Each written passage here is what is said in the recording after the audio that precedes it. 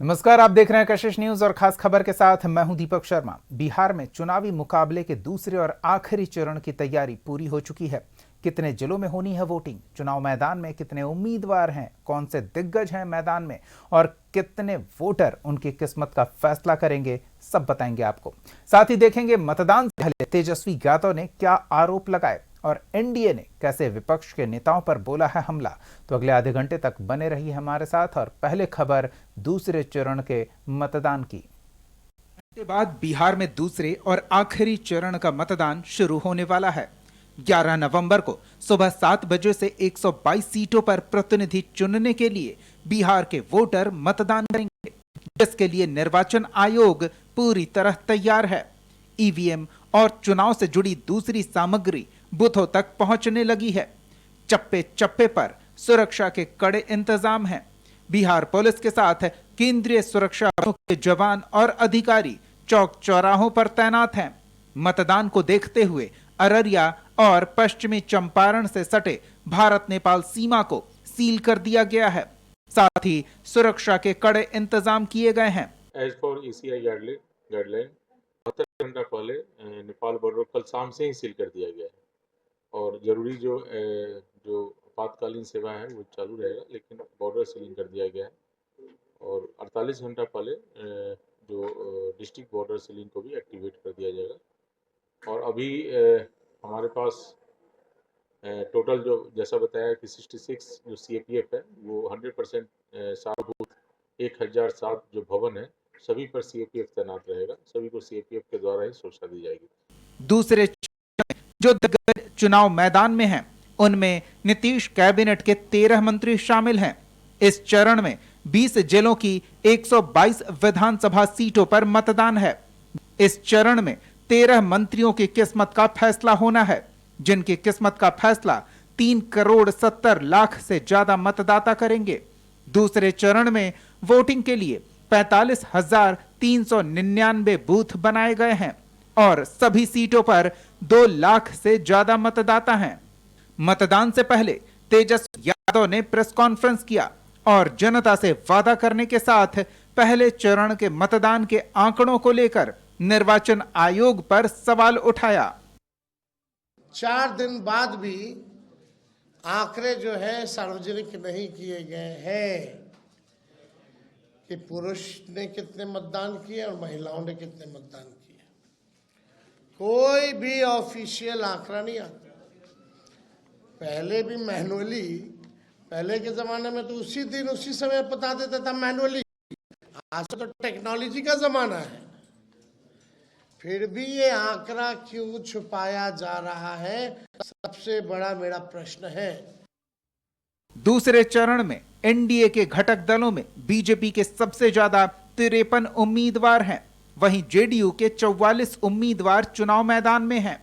लोक जनशक्ति पार्टी रामविलास के 15 प्रत्याशी हैं। इसके अलावा उपेंद्र कुशवाहा की राष्ट्रीय लोक मोर्चा के 4 और हिंदुस्तानी आवाम मोर्चा के 6 उम्मीदवार चुनाव लड़ रहे हैं। वहीं महागठबंधन की तरफ से आरजेडी के सबसे ज्यादा 72 उम्मीदवार हैं। कांग्रेस दूसरे चरण में 37 सीटों पर चुनाव लड़ रही है। इसके अलावा सहयोगी दलों के 5 प्रत्याशी भी हैं। इस बार एनडीए के सामने अपनी सीटों को बचाए रखने की चुनौती है, तो महागठबंधन वापसी के लिए जोर लगा रहा है। 2020 के नतीजे देखें तो इन 122 सीटों में से 66 एनडीए के पास थी, वहीं महागठबंधन 50 सीट जीतने में कामयाब रहा था। दूसरे चरण में सबसे ज्यादा 42 सीटों पर बीजेपी की जीत हुई थी, जबकि जेडीयू सिर्फ 20 सीट जीत सका था। महागठबंधन की तरफ से आरजेडी ने 33 सीटों पर जीत दर्ज की थी, तो कांग्रेस के खाते में 11 सीटें आई थी। भाकपा माले को 5, बहुजन समाज पार्टी को 1 और निर्दलीय को 1 सीट मिली थी। वहीं असदुद्दीन ओवैसी की पार्टी एआईएमआईएम ने 5 सीटें जीती थी। इस चरण में एनडीए की साख दांव पर लगी है। आखिरी चरण में सबकी नजरें सीमांचल पर टिकी हैं, जहां के 4 जिलों में विधानसभा की 24 सीटें हैं। 2020 में एनडीए ने 12 सीट जीती थी, जबकि महागठबंधन के हिस्से 7 सीट आई थी। वहीं 5 सीटों पर AIMIM ने कब्जा जमाया था। शाहाबाद की बात करें तो 2020 में यहां महागठबंधन का दबदबा रहा था। 4 जिलों में विधानसभा की 22 सीटें हैं, जिनमें से 2020 में 19 सीटों पर गठबंधन की जीत हुई थी। बीजेपी के हिस्से में सिर्फ 2 सीट आई थी, तो जेडीयू का खाता भी नहीं खुल पाया था। 1 सीट पर बीएसपी उम्मीदवार जमा खां की जीत हुई थी, जो बाद में जेडीयू में शामिल हो गए। 2020 में मगध में कड़ा मुकाबला हुआ था, जहां 5 जिले आते हैं और विधानसभा की 26 सीट है। गया में बराबरी का मुकाबला रहा था और विधानसभा की 10 सीट में से दोनों गठबंधन को 5-5 सीट मिली थी। वहीं अरवल, जहानाबाद, औरंगाबाद और नवादा में महागठबंधन का दबदबा रहा था। औरंगाबाद की 6, जहानाबाद की 3 और अरवल की 2 सीट पर एनडीए का सफाया हो गया था, जबकि नवादा की 5 में से 4 सीट महागठबंधन के खाते में आई थी। जमा खान बाद में जेडीयू में शामिल हो गए।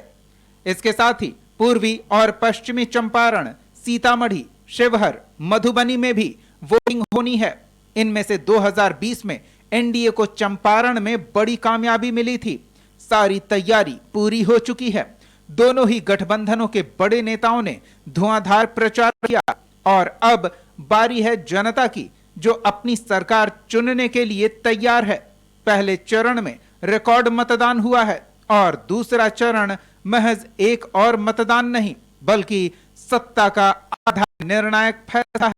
सीमांचल की सियासी बिसात, मगध की लड़ाई और शाहाबाद की जातीय गोलबंदी, इन तीनों के नतीजे तय करेंगे कि सत्ता के पथ पर कौन कदम बढ़ाएगा। ब्यूरो रिपोर्ट, कशिश न्यूज।